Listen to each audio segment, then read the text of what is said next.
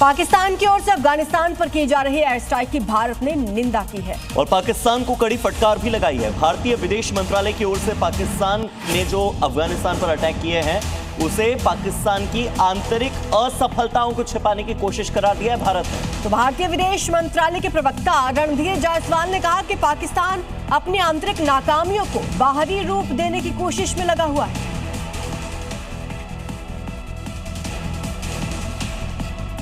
अफगानिस्तान में लोग जब सुबह की सेहरी के लिए उठे ही होंगे, उसी दौरान पाकिस्तानी जेट्स ने पख्तीता, बरमल और उर्गुन, खोग्यानी, बेहसूद, गनी, खेल, शिनवार जिलों में एयर स्ट्राइक की है, जिसके बाद हर तरफ तबाही का मंजर दिखाई दे रहा है। दावा है कि पख्तीता प्रांत के बरमल में पाकिस्तानी फोर्स ने मदरसे को निशाना बनाया। हमले के बाद देखिए मदरसा मलबे में तब्दील हो गया है। मजहबी किताबें तस्वीरों में दिखाई दे रही हैं। पाकिस्तान के हमले में एक बिल्डिंग पूरी तरह तबाह हो गई। दावा है कि बिल्डिंग में एक ही परिवार के 23 लोग दब गए। वहीं कई लोगों की मौत की भी खबर है। दिल्ली पुलिस ने एक बार फिर से आतंकी साजिश को बेनकाब किया। पुलिस ने तमिलनाडु से 6 और पश्चिम बंगाल से 2 ऐसे संदिग्धों को गिरफ्तार किया जो सोशल मीडिया पर आतंकी संगठनों के समर्थन में पोस्ट कर रहे थे। ये वो 6 आरोपी हैं जो आतंकियों के लिए काम कर रहे थे, या फिर यूँ कहें कि आतंकी संगठनों के स्लीपर सेल के तौर पर काम कर रहे थे। तमिलनाडु और पश्चिम बंगाल से पकड़े गए ये संदिग्ध सोशल मीडिया पर आतंकी संगठनों के समर्थन में पोस्ट करते थे, मुसलमानों को रेडिकलाइज करने का काम करते थे, दिल्ली में फ्री कश्मीर के पोस्टर लगाए, देश के कई शहरों की रैकी भी की। फिलहाल पुलिस इनसे पूछताछ कर पता लगा रही है कि बॉर्डर पार से इनको कौन ऑर्डर दे रहा था और देश के खिलाफ ये क्या साजिश रच रहे थे। झांसी तिराहे पर सिपाही से अभद्रता, पुलिस की सख्त कार्रवाई वहां पर हुई है। बड़ी खबर आ रही है इस वक्त। वर्दी पर हाथ डालना आरोपी को भारी पड़ा है। आरोपी का जुलूस तक निकाला गया।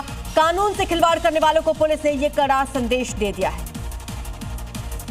शनिवार को झांसी तिराहे पर ड्यूटी के दौरान एक सिपाही की वर्दी पर हाथ डालने वाले आरोपियों के खिलाफ पुलिस ने कड़ी कार्रवाई की। घटना के बाद पुलिस ने तत्परता दिखाते हुए सभी आरोपियों को गिरफ्तार कर लिया। गिरफ्तारी के बाद पुलिस ने उन्हें उसी जगह पर ले जाकर जुलूस निकाला। इस कार्रवाई का मकसद कानून व्यवस्था से खिलवाड़ करने वालों को स्पष्ट और सख्त संदेश देना था कि किसी भी सरकारी कर्मचारी, विशेषकर पुलिसकर्मी के साथ अभद्रता बर्दाश्त नहीं की जाएगी। दिल्ली क्राइम ब्रांच ने कुख्यात विनोद विक्की सन्यासी गैंग से जुड़े हुए 2 सक्रिय अपराधियों को मुठभेड़ के बाद गिरफ्तार कर लिया। इन दोनों अपराधियों ने हाल ही में एक कारोबारी को धमकी दी थी। गिरफ्तार आरोपियों की पहचान भरत मन्नी उत्तम नगर और वीरज विरोधी राजापुरी दिल्ली के रूप में हुई है। दोनों बदमाशों का संबंध कुख्यात कपिल सांगवान नंदू गैंग से जुड़े विनोद विक्की सन्यासी से बताया गया है। इन दोनों बदमाशों ने कारोबारी को न सिर्फ धमकी दी बल्कि उसके दफ्तर पर फायरिंग की थी। इस संबंध में बिंदापुर थाने में मुकदमा भी दर्ज हुआ था। पुलिस की घेराबंदी के बाद दोनों बदमाशों ने फायरिंग शुरू कर दी, जिसके बाद जवाबी फायरिंग में बदमाशों के पैर में गोली लगी और फिर इन्हें काबू में कर लिया गया। छत्तीसगढ़ के कबीरधाम में बीजेपी विधायक भावना बोरा ने घर वापसी अभियान छेड़ा हुआ है, जहां बड़ी संख्या में आदिवासियों ने सनातन परंपराओं में वापसी की है। छत्तीसगढ़ के कबीरधाम में बीजेपी नेता भावना बोहरा ने 140 आदिवासी लोगों की घर वापसी कराई। उन्होंने बताया कि ये अभियान प्रधानमंत्री मोदी के 75वें जन्मदिन पर 75 लोगों के साथ शुरू किया गया था। बाद में ये मुहिम विस्तार पाती गई और अब तक करीब 500 परिवार इसकी प्रक्रिया से गुजर चुके हैं।